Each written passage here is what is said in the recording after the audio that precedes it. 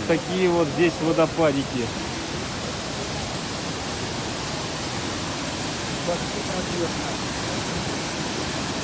Напор воды такой.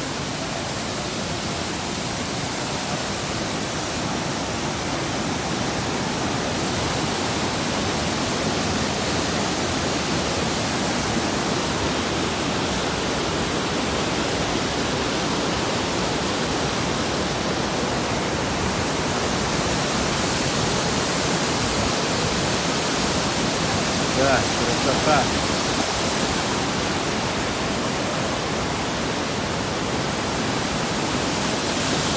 Вот такая здесь природа.